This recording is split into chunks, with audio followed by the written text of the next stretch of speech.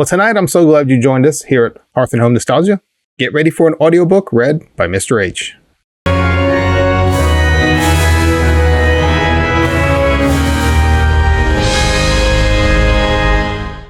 For tonight's reading, we have a little Sherlock Holmes. We'll be reading from the Casebook of Sherlock Holmes and the Adventure of the Illustrious Client. So now sit back and relax and listen to a tale with Mr. H. The Adventure of the Illustrious Client by Sir Arthur Conan Doyle, read by Mr. H for Hearth Home Nostalgia. "It can't hurt now," was Mr. Sherlock Holmes' comment, when for the 10th time in as many years I asked his leave to reveal the following narrative. So it was that at last I obtained permission to put on record what was, in some ways, the supreme moment of my friend's career. Both Holmes and I had a weakness for the Turkish bath. It was over a smoke in the pleasant lassitude of the drying room that I have found him less reticent and more human than anywhere else. On the upper floor of the Northumberland Avenue establishment, there was an isolated corner where 2 couches lie side by side, and it was on these that we lay upon September 3rd, 1902, the day when my narrative begins. I had asked him whether anything was stirring, and for an answer he shot his long, thin, nervous arm out of the sheets which enveloped him, and had drawn an envelope from the inside pocket of the coat which hung beside him.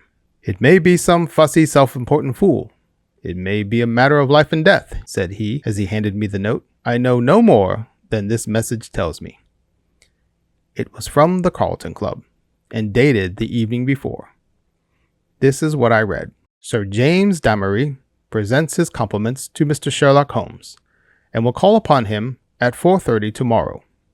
Sir James begs to say that the matter upon which he desires to consult Mr. Holmes is very delicate, and also very important. He trusts, therefore, that Mr. Holmes will make every effort to grant this interview, and he will confirm it over the telephone to the Carlton Club." "I need not say that I have confirmed it, Watson," said Holmes as I returned the paper. "Do you know anything of this man Damery?" "Only that his name is a household word in society." "Well, I can tell you a little more than that. He has rather a reputation for arranging delicate matters which are to be kept out of the papers. You may remember his negotiations with Sir George Lewis over the Hammerford will case. He is a man of the world with a natural turn for diplomacy. I am bound, therefore, to hope that it is not a false scent, and that he has some real need for our assistance." "Hour? Well, if you would be so good, Watson." "I shall be honored." "Then you have the hour, 4:30. Until then, we can put the matter out of our heads." I was living in my own rooms in Queen Anne Street at the time, but I was round at Baker Street before the time named. Sharp to the half hour, Colonel Sir James Damery was announced. It is hardly necessary to describe him, for many will remember that large, bluff, honest personality, that broad, clean-shaven face, above all, that pleasant, mellow voice. Frankness shone from his gray Irish eyes, and good humor played round his mobile, smiling lips. His loosened top hat, his dark frock coat, indeed every detail, from the pearl pin in the black satin cravat to the lavender spats over the varnished shoes, spoke of the meticulous care in dress for which he was famous. The big, masterful aristocrat dominated the little room. "Of course I was prepared to find Dr. Watson," he remarked with a courteous bow. "His collaboration may be very necessary, for we are dealing on this occasion, Mr. Holmes, with a man to whom violence is familiar, and who will, literally, stick at nothing. I should say that there is no more dangerous man in Europe." "I have had several opponents to whom that flattering term has been applied," said Holmes with a smile. "Don't you smoke? Then you will excuse me if I light my pipe. If your man is more dangerous than the late Professor Moriarty, or than the living Colonel Sebastian Moran, then he is indeed worth meeting. May I ask his name?" "Have you ever heard of Baron Gruner?" "You mean the Austrian murderer?" Colonel Damery threw up his kid-gloved hands with a laugh. "There is no getting past you, Mr. Holmes. Wonderful. So you have already sized him up as a murderer?" "It is my business to follow the details of continental crime.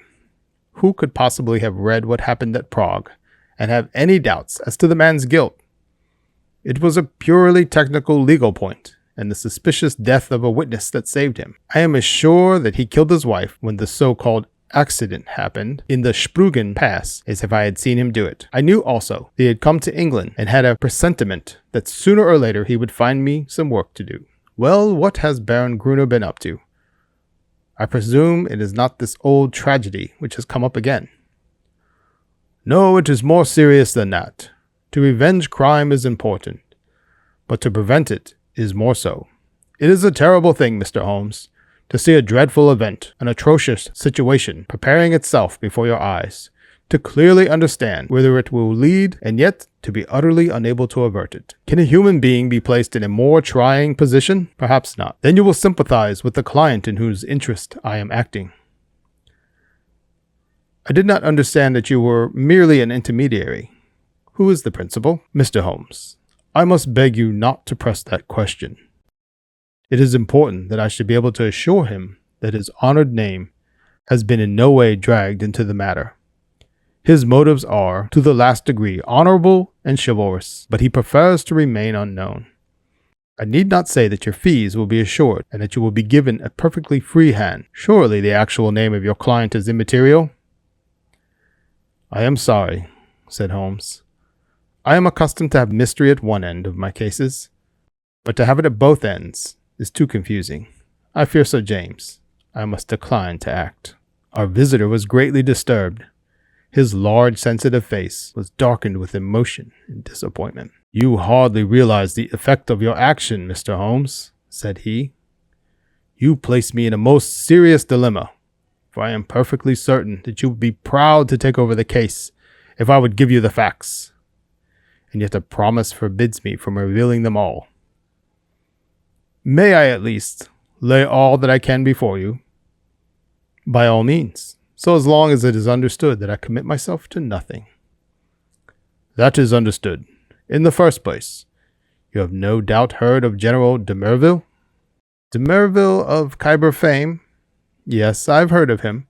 He has a daughter, Violet de Merville. Young, rich, beautiful, accomplished, a wonderful woman in every way. It is this daughter, this lovely innocent girl, whom we are endeavoring to save from the clutches of a fiend. Baron Gruner has some hold over her, then? The strongest of all holds where a woman is concerned, the hold of love. The fellow is, as you may have heard, extraordinarily handsome, with the most fascinating manner, a gentle voice, and that air of romance and mystery which means so much to a woman. He is said to have had the whole sex at his mercy, and to have made ample use of the fact. But how came such a man to meet a lady of the standing of Miss Violet de Merville? It was on a Mediterranean yachting voyage. The company, though select, paid their own passages. No doubt the promoters hardly realized the Baron's true character until it was too late. The villain attached himself to the lady, and with such effect that he has completely and absolutely won her heart. To say that she loves him hardly expresses it. She dotes upon him. She is obsessed by him. Outside of him there is nothing on earth. She will not hear one word against him. Everything has been done to cure her of her madness, but in vain. To sum up, she proposes to marry him next month. As she is of age and has a will of iron, it is hard to know how to prevent her. Does she know of the Austrian episode? The cunning devil has told her every unsavory public scandal of his past life, but always in such a way as to make himself out to be an innocent martyr. She absolutely accepts his version and will listen to no other. Dear me, but surely you have inadvertently let out of the name of your client? It is no doubt General de Merville. Our visitor fidgeted in his chair. I could deceive you by saying so, Mr. Holmes, but it would not be true. De Merville is a broken man. The strong soldier has been utterly demoralized by this incident. He has lost the nerve which never failed him on the battlefield, and has become a weak, doddering old man, utterly incapable of contending with a brilliant, forceful rascal like this Austrian. My client, however, is an old friend, one who has known the general intimately for many years, and taken a paternal interest in this young girl since she wore short frocks. He cannot see this tragedy consummated without some attempt to stop it. There is nothing in which Scotland Yard can act. It was his own suggestion that you should be called. But it was, as I have said, on the express stipulation that he should not be personally involved in the matter. I have no doubt, Mr. Holmes, with your great powers, you could easily trace my client back through me, but I must ask you as a point of honor to refrain from doing so, and not to break in upon his incognito. Holmes gave a whimsical smile. I think I may safely promise you that, said he. I may add that your problem interests me, and that I shall be prepared to look into it. How shall I keep in touch with you? The Carlton Club will find me, but in case of emergency, there's a private telephone. Call XX31. Holmes noted it down, and sat still smiling with the open memorandum book upon his knee. The Baron's present address, please. Vernon Lodge, near Kingston. It is a large house. He has been fortunate in some rather shady speculations, and is a rich man, which naturally makes him a more dangerous antagonist. Is he at home at present? Yes. Apart from what you have told me, can you give me any further information about the man? He has expensive tastes. He is a horse fancier. For a short time he played polo at Hurlingham, and then his Prague affair got noised about, and he had to leave. He collects books and pictures. He is a man with a considerable artistic side to his nature. He is, I believe, a recognized authority upon Chinese pottery, and has written a book upon the subject. A complex mind, said Holmes. All great criminals have that. My old friend Charlie Peace was a violin virtuoso. Wainwright was no mean artist. I could quote many more. Well, Sir James, if you will inform your client that I am turning my mind upon Baron Gruner, I can say no more. I have some sources of information of my own, and dare say we may find some means of opening matter up. When our visitor had left us, Holmes sat so long in deep thought that it seemed to me he had forgotten my presence. At last, however, he came briskly back to earth. Well, Watson, any views? He asked. I should think you had better see the young lady herself. My dear Watson, if her poor old broken father cannot move her, how shall I, a stranger, prevail? And yet there is something in the suggestion if all else fails. But I think we must begin from a different angle. I rather fancy that Shinwell Johnson might be a help. I have not had occasion to mention Shinwell Johnson in these memoirs because I have seldom drawn my cases from the latter phases of my friend's career. During the first years of the century, he became a valuable assistant. Johnson, I grieve to say, made his name first as a very dangerous villain, and served 2 terms at Parkhurst. Finally, he repented and allied himself to Holmes, acting as his agent in the huge criminal underworld of London, and obtaining information which often proved to be of vital importance. Had Johnson been a narc of the police, he would soon have been exposed. But as he dealt with cases which never came directly into the courts, his activities were never realized by his companions. With the glamour of his 2 convictions upon him, he had the entree of every nightclub, doss house, and gambling den in town, and his quick observation and active brain made him an ideal agent for gaining information. It was to him that Sherlock Holmes now proposed to turn. It was not possible for me to follow the immediate steps taken by my friend, for I had some pressing professional business of my own, but I met him by appointment that evening at Simpson's, where, sitting at a small table in the front window and looking down the rushing stream of life in the Strand, he told me something of what had passed. Johnson is on the prowl, said he. He may pick up some garbage in the darker recesses of the underworld, for it is down there, amid the black roots of crime, that we must hunt for this man's secrets. But if the lady will not accept what is already known, why should any fresh discovery of yours turn her from her purpose? Who knows, Watson? Woman's heart and mind are insoluble puzzles to the male. murder might be condoned or explained, and yet some smaller offense might rankle. Baron Gruner remarked to me, he remarked to you. Oh, to be sure. I had not told you of my plans. Well, Watson, I love to come to close grips with my man. I like to meet him eye to eye, and read for myself the stuff that he is made of. When I had given Johnson his instructions, I took a cab out to Kingston and found the Baron in a most affable mood. Did he recognize you? There was no difficulty about that, for I simply sent him my card. He is an excellent antagonist, cool as ice, silky-voiced and soothing as one of your fashionable consultants, and poisonous as a cobra. He has breed in him a real aristocrat of crime, with a superficial suggestion of afternoon tea, and all the cruelty of the grave behind it. Yes, I am glad that I have my attention called to Baron Adalbert Gruner. You say he was affable? A purring cat who thinks he sees prospective mice. Some people's affability is more deadly than the violence of coarser souls.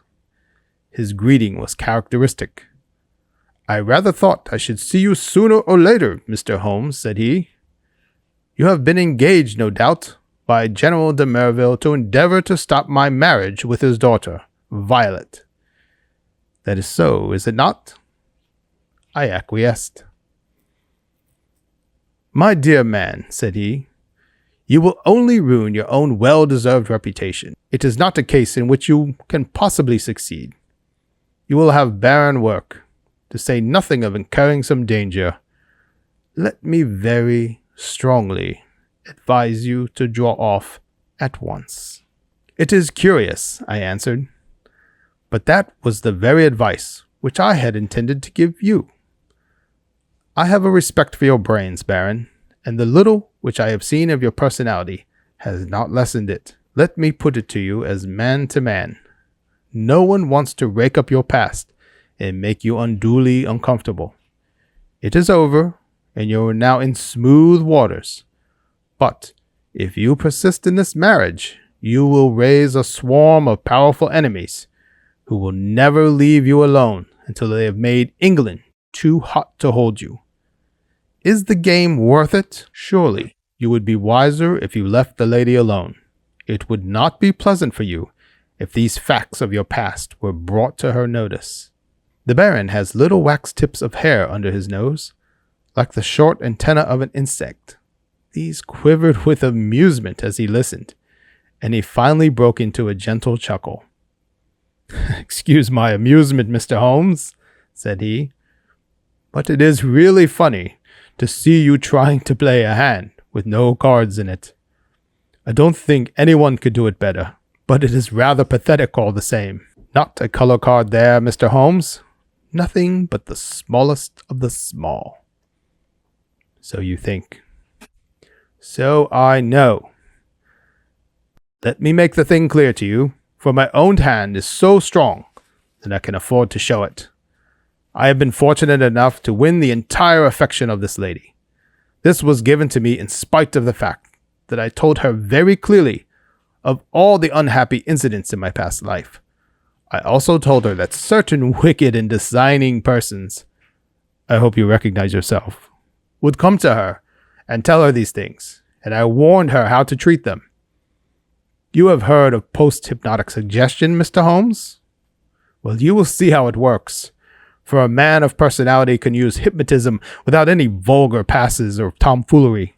So she is ready for you, and I have no doubt would give you an appointment, for she is quite amenable to her father's will, save only in the one little matter. Well, Watson, there seemed to be no more to say, so I took my leave, with as much cold dignity as I could summon. But as I had my hand on the door handle, he stopped me. By the way, Mr. Holmes, said he, did you know Lebrun, the French agent? Yes, said I. Do you know what befell him? I heard that he was beaten by some Apaches in the Montmartre district and crippled for life. Quite true, Mr. Holmes. By a curious coincidence, he had been inquiring into my affairs only a week before. Don't do it, Mr. Holmes. It's not a lucky thing to do. Several have found that out. My last word to you is, go your own way and let me go mine. Goodbye. So there you are, Watson. You are now up to date. The fellow seems dangerous. Mighty dangerous. I disregard the blusterer, but this is the sort of man who says rather less than he means. Must you interfere? Does it really matter if he marries the girl? Considering that he undoubtedly murdered his last wife, I should say it mattered very much. Besides the client. Well, we need not discuss that. When you have finished your coffee, you had best come home with me, for the blithe Shinwell will be there with his report. We found him, sure enough, a huge, coarse, red-faced, scorbutic man, with a pair of vivid black eyes, which were the only external sign of the very cunning mind within. It seems that he had dived down into what was peculiarly his kingdom, and beside him on the settee was a brand which he had brought up in the shape of a slim, flame-like young woman, with a pale, intense face, youthful, and yet so worn with sin and sorrow, that one read the terrible years which left their leprous mark upon her. This is Miss Kitty Winter, said Shinwell Johnson, waving his fat hand as an introduction. What she don't know, well there, she'll speak for herself. Put my hand right on her, Mr. Holmes, within an hour of your message. I'm easy to find, said the young woman. Hell, London gets me every time. Same address for Porky Shinwell. We're old mates, Porky, you and I. But by gripes, there is another who ought to be down in a lower hell than we, if there was any justice in the world. That is the man you are after, Mr. Holmes. Holmes smiled. I gather we have your good wishes, Miss Winter. If I can help put him where he belongs, I'm yours to the rattle, said our visitor with fierce energy. There was an intensity of hatred in her white, set face, and her blazing eyes, such as women seldom, and men can never attain. You needn't go into my past, Mr. Holmes, but that's neither here nor there. But what I am, Adelbert Gruner made me. If I could pull him down, she clutched frantically with her hands into the air. Oh, if I could pull him down into the pit where he has pushed so many. You know how the matter stands. Porky Shinwell has been telling me he's after some other poor fool and wants to marry her this time. You want to stop it. Well, you surely know enough about this devil to prevent any decent girl in her senses wanting to be in the same parish with him. She is not in her senses. She is madly in love. She has been told all about him. She cares nothing. Told about the murder? Yes. My lord, she must have a nerve. She puts them all down as slanders. Couldn't you lay proof before her silly eyes? Well, can you help us do so?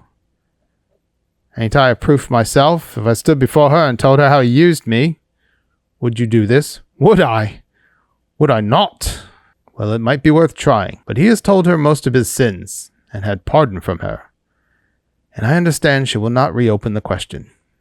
I'll lay he didn't tell her all, said Miss Winter.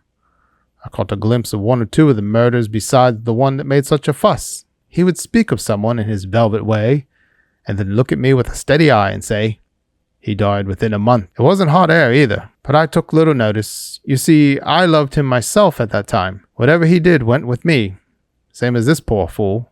There was just one thing that shook me. Yes, by gripes. If it had not been for his poisonous lying tongue that explains and soothes, I'd have left him that very night. It's a book he has, a brown leather book with a lock, and his arms in gold on the outside. I think he was a bit drunk that night, or he would not have shown it to me. What was it then? I tell you, Mr. Holmes, this man collects women. He takes a pride in his collection, as some men collect moths or butterflies. He had it all in that book. Snapshot photographs, names, details, everything about them. It was a beastly book, a book no man, even if he had come from the gutter, could have put together. But it was Adelbert Gruner's book all the same. Souls I have ruined. He could have put that on the outside if he had been so minded. However, that's neither here nor there, for the book would not serve you, and if it would, you can't get it. Where is it? How can I tell you where it is now? It's more than a year since I left him. I know where he kept it then. He's a precise, tidy cat of a man in many of his ways.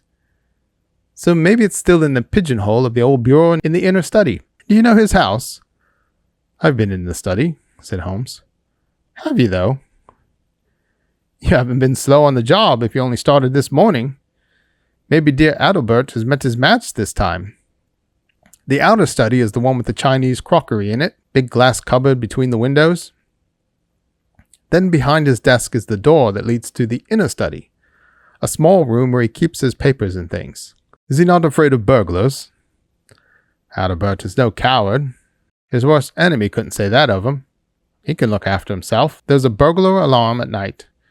Besides, what is there for a burglar, unless they want to get away with his fancy crockery?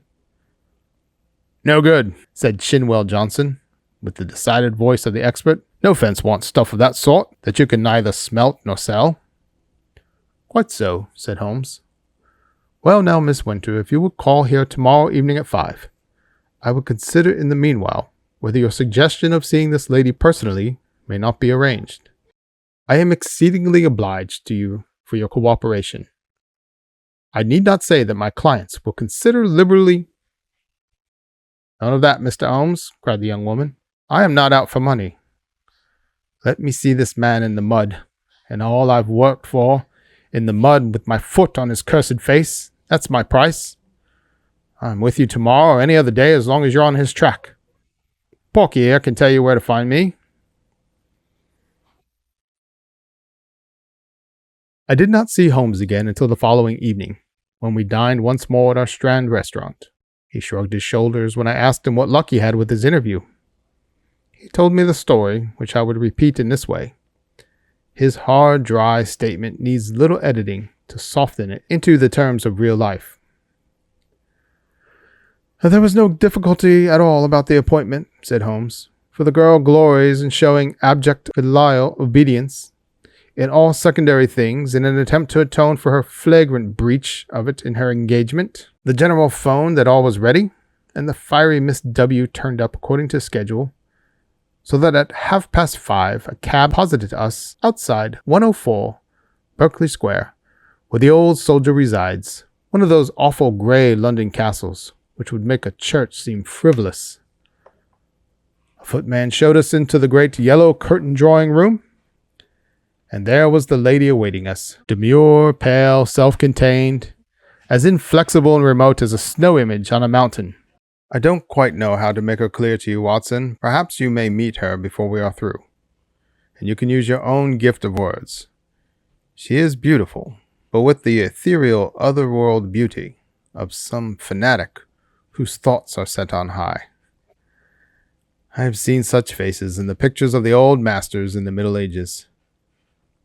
How a beast man could have laid his vile paws upon such a being of the beyond, I cannot imagine. You may have noticed how extremes call to each other, the spiritual to the animal, the caveman to the angel. You never saw a worse case than this. She knew what we had come for, of course. That villain had lost no time in poisoning her mind against us. Miss Winter's advent rather amazed her, I think, but she waved us into our respective chairs like a reverend abbess receiving two rather leprous mendicants. If your head is inclined to swell, my dear Watson, take a course of Miss Violet de Merville. Well, sir, said she, in a voice like the wind from an iceberg, your name is familiar to me. You have called, as I understand, to malign my fiancé, Baron Gruner. It is only by my father's request that I see you at all, and I warn you in advance that anything you say could not possibly have the slightest effect upon my mind. I was sorry for her, Watson. I thought of her for the moment as I would have thought of a daughter of my own. I am not often eloquent. I use my head, not my heart, but I really did plead with her with all the warmth of words that I could find in my nature. I pictured to her the awful position of the woman who only wakes to a man's character after she is his wife, a woman who has to submit to be caressed by bloody hands and lecherous lips. I spared her nothing, the shame, the fear, the agony, the hopelessness of it all. All of my hot words could not bring one tinge of color to those ivory cheeks, or one gleam of emotion to those abstracted eyes.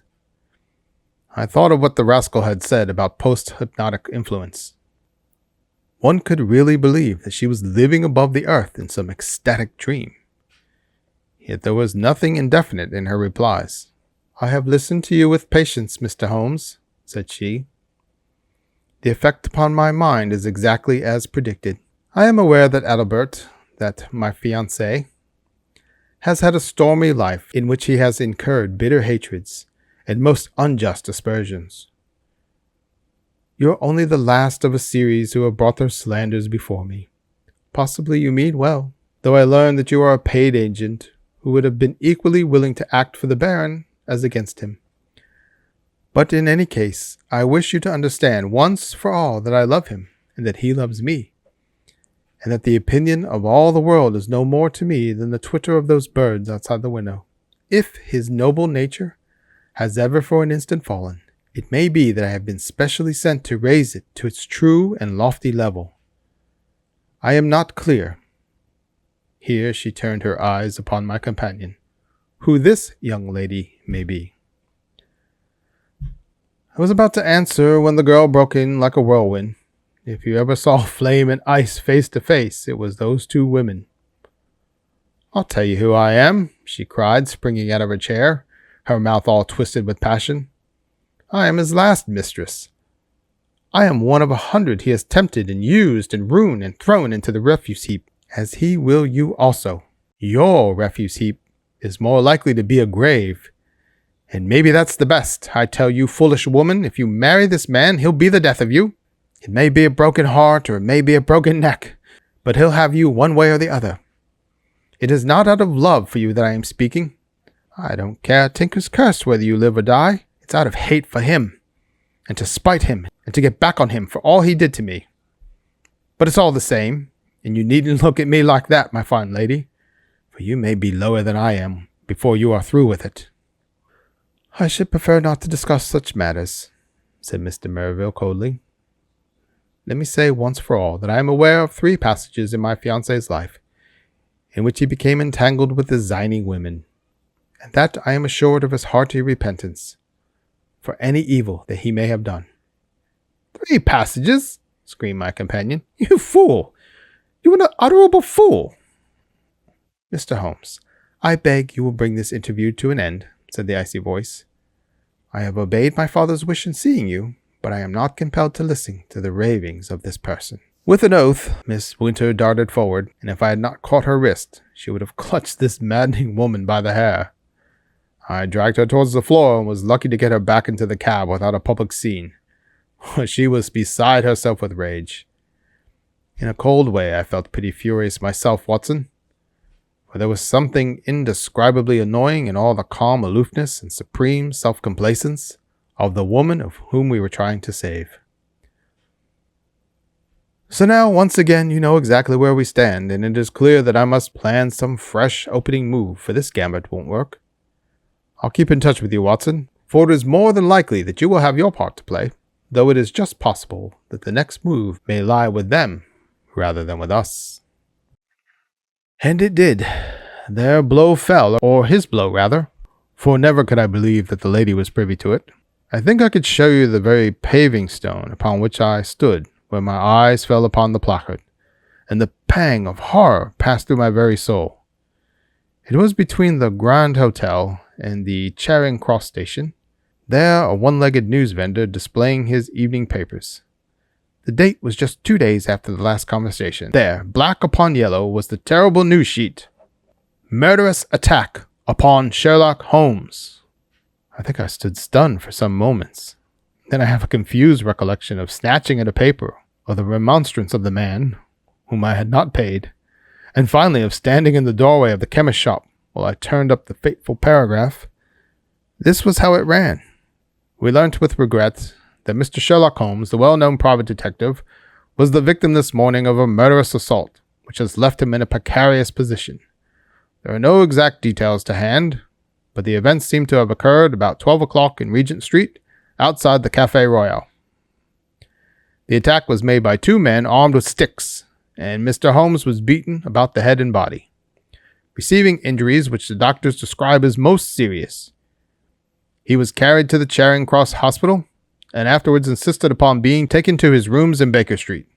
The miscreants who attacked him appear to have been respectably dressed men who escaped from the bystanders by passing through the Café Royal and out into Glasshouse Street behind it.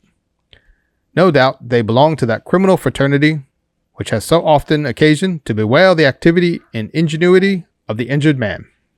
I need not say that my eyes had hardly glanced over the paragraph before I had sprung into a hansom and was on my way to Baker Street.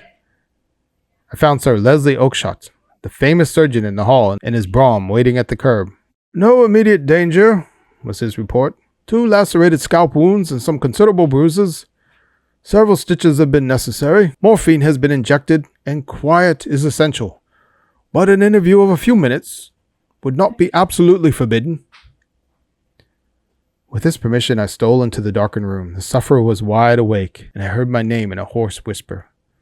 The blind was 3/4 down, but one ray of sunlight slanted through and struck the bandaged head of the injured man. A crimson patch had soaked through the white linen compress. I sat beside him and bent my head. "All right, Watson, don't look so scared," he muttered in a very weak voice. "It's not as bad as it seems." "Thank God for that. I'm a bit of a single-stick expert, as you know. I took most of them on my guard. It was the second man that was too much for me." "What can I do, Holmes? Of course it was that damned fellow who set them on you. I'll go and thrash the hide off him if you give the word." "Good old Watson. No, we can do nothing there unless the police lay their hands on the men. But their getaway had been well prepared. We may be sure of that. Wait a little. I have my plans. The first thing is to exaggerate my injuries. They'll come to you for news. Put it on thick, Watson. Lucky if I live the week. Out of concussion, delirium, what you like. You can't overdo it." "But Sir Leslie Oakshott?" "Oh, he's all right. He shall see the worst side of me. I'll look after that." "Anything else?" "Yes. Tell Shinwell Johnson to get that girl out of the way. Those beauties will be after her now. They know, of course, that she was with me in the case. If they dare to do me in, it's not likely they will neglect her. This is urgent. Do it tonight." "I'll go now. Anything more?" "Put my pipe on the table and the tobacco slipper." "Right. Come in each morning, and we will plan our campaign." I arranged with Johnson that evening to take Miss Winter to a quiet suburb and see that she lay low until the danger was past. For 6 days, the public were under the impression that Holmes was at the door of death. The bulletins were very grave, and there were sinister paragraphs in the papers. My continual visits assured me that it was not as bad as that. His wiry constitution and his determined will were working wonders. He was recovering fast, and I had suspicions at times that he was really finding himself faster than he pretended, even to me. There was a curious secretive streak in the man, which led to many dramatic effects, but left even his closest friend guessing as to what his exact plans might be. He pushed to an extreme the axiom that the only safe plotter was he who plotted alone. I was nearer to him than anyone else, and yet I was always conscious of the gap between. On the 7th day, the stitches were taken out, in spite of which there was a report of erysipelas in the evening papers. The same evening papers had an announcement, which I was bound, sick or well, to carry to my friend. It was simply that among the passengers of the Cunard boat Ruritania, starting from Liverpool on Friday, was the Baron Adalbert Gruner, who had some important financial business to settle in the States before his impending wedding to Miss Violet de Merville, only daughter of etc., etc. Holmes listened to the news with a cold, concentrated look on his pale face, which told me that it hit him hard. "Friday!" he cried. "Only 3 clear days! I believe the rascal wants to put himself out of danger's way. But he won't, Watson. By the Lord Harry, he won't. Now, Watson, I want you to do something for me." "I am here to be used, Holmes." "Well then, spend the next 24 hours in an intensive study of Chinese pottery." He gave no explanations, and I asked for none. By long experience, I had learned the wisdom of obedience. But when I had left his room, I walked down Baker Street, revolving in my head how on earth I was to carry out so strange an order. Finally, I drove to the London Library in St. James Square, put the matter to my friend Lumet, the sub-librarian, and departed to my rooms with a goodly volume under my arm. It is said that the barrister who crams up a case with such care that he can examine an expert witness upon the Monday has forgotten all his forced knowledge before the Saturday. Certainly I should not like now to pose as an authority upon ceramics. And yet all that evening and all that night, with a short interval for rest, and all next morning, I was sucking in knowledge and committing names to memory. There I learned of the hallmarks of the great artist-decorators, of the mystery of cyclical dates, the marks of the Hung Wu, and the beauties of the Yung Lo, and the writings of Tang Ying, and the glories of the primitive period of the Sung and the Yuan. I was charged with all this information when I called upon Holmes next evening. He was out of bed now, though you would not have guessed it from the published reports, and he sat there with his much bandaged head, resting upon his hand in the depth of his favorite armchair. "Why, Holmes," I said, "if one believe the papers, you are dying." "That," said he, "is the very impression which I intended to convey. And now, Watson, have you learned your lessons?" "At least I've tried to." "Good. You could keep an intelligent conversation on the subject." "I believe I could." "Then hand me that little box from the mantelpiece." He opened the lid and took out a small object, most carefully wrapped in some fine Eastern silk. This he unfolded and disclosed a delicate little saucer of the most beautiful deep blue color. "It needs careful handling, Watson. This is the real eggshell pottery of the Ming Dynasty. No finer piece has ever passed through Christie's. A complete set of this would be worth a king's ransom. In fact, it is doubtful if there is a complete set outside of the imperial palace of Peking. The sight of this would drive a real connoisseur wild." "What am I to do with it?" Holmes handed me a card upon which was printed, "Dr. Hill Barton, 369 Half Moon Street." "That is your name for the evening, Watson. You will call upon Baron Gruner. I know something of his habits, and at 8:30 he would probably be disengaged. A note will tell him in advance that you are about to call, and you will say that you are bringing him a specimen of an absolutely unique set of Ming china. You may as well be a medical man, since that is the part which you can play without duplicity. You are a collector. This set has come your way. You have heard of the Baron's interest in the subject, and you are not adverse to selling at a price." "What price?" "Well asked, Watson. You would certainly fall down badly if you did not know the value of your own wares. This saucer was got for me by Sir James, and comes, I understand, from the collection of his client. You will not exaggerate if you would say that it could hardly be matched in the world. I could perhaps suggest that the set should be valued by an expert." "Excellent, Watson. You scintillate today. Suggest Christie or Sotheby. Your delicacy prevents you from putting a price for yourself." "But if he won't see me?" "Oh yes, he will see you. He has the collection mania in its most acute form, and especially on this subject on which he is an acknowledged authority. Sit down, Watson. I will dictate the letter. No answer needed. You will merely say that you are coming and why." It was an admirable document, short, courteous, and stimulating to the curiosity of the connoisseur. A district messenger was duly dispatched with it. On the same evening, with the precious saucer in my hand and the card of Dr. Hill Barton in my pocket, I set off on my own adventure. The beautiful house and grounds indicated that Baron Gruner was, as Sir James had said, a man of considerable wealth. A long winding drive, with banks of rare shrubs on either side, opened out to a great gravelled square adorned with statues. The place had been built by a South African gold king in the days of the great boom, and the long, low house with the turrets on the corners, though an architectural nightmare, was imposing in its size and solidity.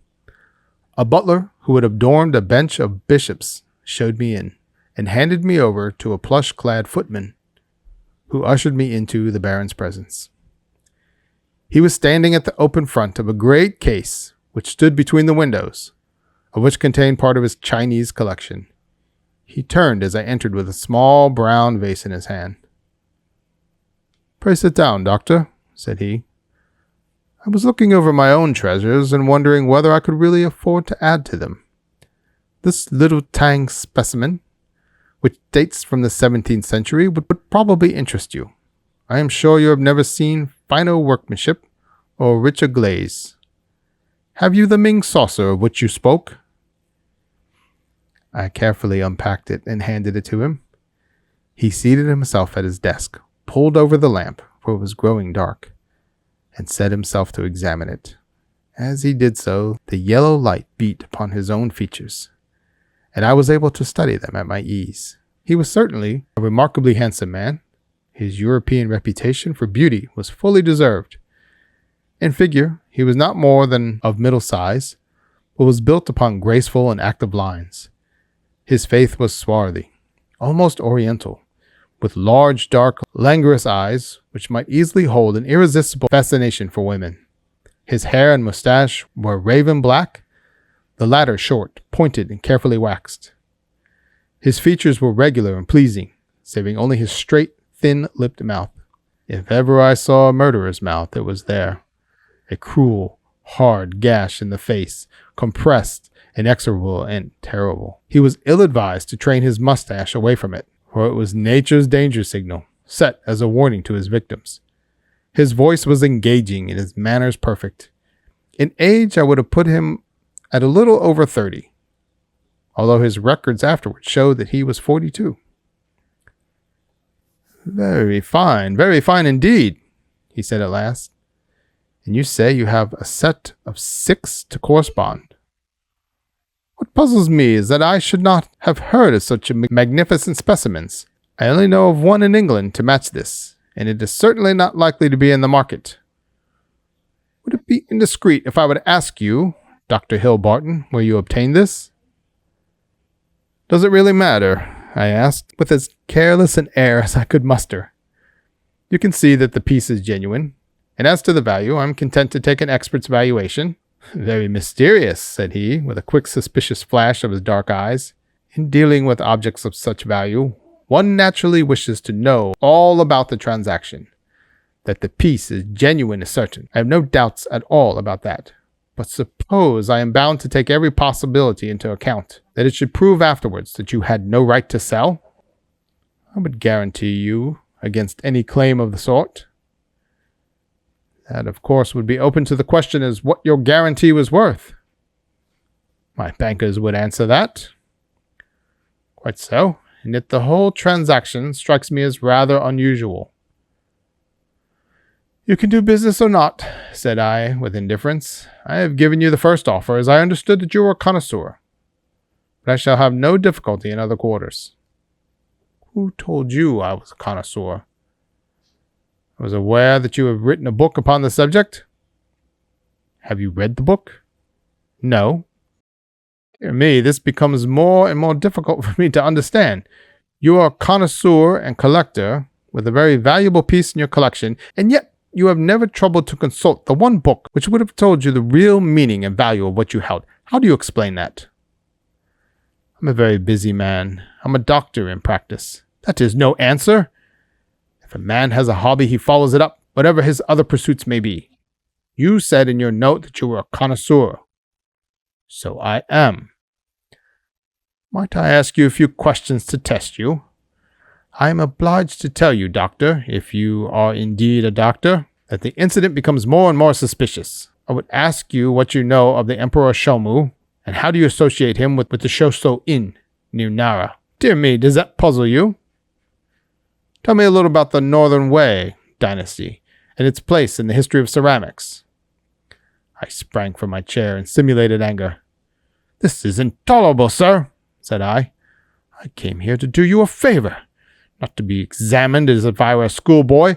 My knowledge on these subjects may be second only to your own, but I certainly shall not answer questions which have been put in so offensive a way. He looked at me steadily. The languor had gone from his eyes. They suddenly glared. There was a gleam of teeth, from between those cruel lips. What is the game? You are here to spy. You are an emissary of Holmes. This is a trick that you are playing upon me. The fellow is dying, I hear, so he sends his tools to keep watch upon me. You've made your way in here without leave, and by God you may find it harder to get out than get in. He had sprung to his feet, and I stepped back, bracing myself for an attack, for the man was beside himself with rage. He may have suspected me from the first. Certainly this cross-examination had shown him the truth, but it was clear that I could not hope to deceive him. He dived his hand into a side drawer and rummaged furiously. Then something struck upon his ear, for he stood listening intently. "Ah!" he cried, "ah!" and dashed into the room behind him. 2 steps took me to the open door, and my mind will ever carry a clear picture of the scene within. The window leading out to the garden was wide open, beside it looking like some terrible ghost, his head girt with bloody bandages, his face drawn and white, stood Sherlock Holmes. The next instant he was through the gap, and I heard the crash of his body against the laurel of bushes outside. With a howl of rage, the master of the house rushed after him to the open window. And then it was done in an instant, and yet I clearly saw it. An arm, a woman's arm, shot out from among the leaves. At the same instant, the Baron uttered a horrible cry, a yell which will always ring in my memory. He clapped his 2 hands to his face and rushed round the room, beating his head horribly against the walls. Then he fell upon the carpet, rolling and writhing, while scream after scream resounded from the house. "Water! For God's sake, water!" was his cry. I seized a carafe from the side table and rushed to his aid. At the same moment, the butler and several footmen ran in from the hall. I remember that one of them fainted as I knelt by the injured man and turned that awful face to the light of the lamp. The vitriol was eating into it, everywhere and dripping from ears and the chin. One eye was already white and glazed, the other was red and inflamed. The features which I had admired a few minutes were now like some beautiful painting over which the artist had pressed a wet and foul sponge. They were blurred, discolored, inhuman, terrible. In a few words, I explained exactly what had occurred, so far as the vitriol attack was concerned. Some had climbed through the window, and others had rushed out to the lawn, but it was dark and it began to rain. Between his screams, the victim raged and raved against the avenger. "It was that hellcat, Kitty Winter!" he cried. "Oh, the she-devil! She shall pay for it, she shall pay! Oh, God in heaven, the pain is more than I can bear!" I bathed his face in oil, putting cotton wadding on the raw surfaces and administering a hypodermic of morphia. All suspicion of me had passed from his mind in the presence of this shock, and he clung to my hands as if I had the power even yet to clear those dead fish eyes which glazed up at me. I could have wept over the ruin, had I not remembered very clearly the vile life which had led to so hideous a change. It was loathsome to feel the pawing of his burning hands, and I was relieved when his family surgeon, closely followed by a specialist, came to relieve me of my charge. An inspector of police had also arrived, to which I handed him my real card. It would have been useless as well as foolish to do otherwise, for I was nearly as well known by sight at the yard as Holmes himself. Then I left that house of gloom and terror. Within an hour I was at Baker Street. Holmes was seated in his familiar chair, looking very pale and exhausted. Apart from his injuries, even his iron nerves had been shocked by the events of the evening, and he listened with horror to my account of the Baron's transformation. "The wages of sin, Watson, the wages of sin," said he. "Sooner or later, it will always come. God knows there was sin enough," he added, taking up a brown volume from the table. "Here is the book the woman talked of. If this will not break off the marriage, nothing ever could. But it will, Watson, it must. No self-respecting woman could stand it." Is it his love diary? Or his lust diary? Call it what you will. The moment the woman told us of it, I realized what a tremendous weapon was there. If we could but lay our hands on it. I said nothing at the time to indicate my thoughts, for this woman might have given it away. But I brooded over it. Then this assault upon me gave me the chance of letting the Baron think that no precautions need to be taken against me. That was all to the good. I would have waited a little longer, but this visit to America forced my hand. He would have never left so compromising a document behind him. Therefore, we had to act at once. Burglary at night is impossible. He takes precautions. But there was a chance in the evening, if I could only be sure that his attention was engaged. That was where you and your blue saucer came in. But I had to be sure of the position of the book, and I knew I had only minutes in which to act, for my time was limited by your knowledge of Chinese pottery. Therefore, I gathered up the girl at the last moment. How could I guess what the little packet was that she carried so carefully under her cloak? I thought she had come altogether on my business, but it seems she had some of her own. He guessed I came from you. I feared he would. But you held him in play just long enough for me to get the book, though not long enough for an unobserved escape. Ah, Sir James, I am very glad you have come. Our courtly friend had appeared in answer to a previous summons. He listened with the deepest intention of Holmes's account of what had occurred. You have done wonders, wonders, he cried, when he heard the narrative. But if these injuries are as terrible as Dr. Watson describes, then surely our purpose of thwarting the marriage is sufficiently gained without the use of this horrible book. Holmes shook his head. Women of the de Merville type do not act like that. She would love him the more as a disfigured martyr. No. It is his moral side, not his physical, which we will have to destroy. That book will bring her back to earth, and I know nothing else that could. It is in his own writing. She cannot get past it. Sir James carried away both it and the precious saucer. As I was myself overdue, I went down with him to the street. A brougham was waiting for him. He sprang in, gave a hurried order to the cockaded coachman, and drove swiftly away. He flung his overcoat half out of the window to cover the armorial bearings upon the panel, but I had seen them in the glare of our fanlight none the less. I gasped with surprise. Then I turned back and ascended the stair to Holmes's room. I've found out who our client is, I cried, bursting with my great news. Why, Holmes, It is a loyal friend and a chivalrous gentleman, said Holmes, holding up a restraining hand. Let that now and forever be enough for us. I do not know how the incriminating book was used. Sir James may have managed it. Or it is more probable that so delicate a task was entrusted to the young lady's father. The effect, at any rate, was all that could be desired. 3 days later, it appeared a paragraph in the Morning Post to say that the marriage between Baron Adalbert Gruner and Miss Violet de Merville would not take place. The same paper had the first police court hearing of the proceedings against Miss Kitty Winter on the grave charge of vitriol throwing. Such extenuating circumstances came out in the trial that the sentence, as it will be remembered, was the lowest that was possible for such an offense. Sherlock Holmes was threatened with a prosecution for burglary, but when an object is good, and a client is sufficiently illustrious, even the rigid British law becomes human and elastic. My friend has not yet stood in the dock.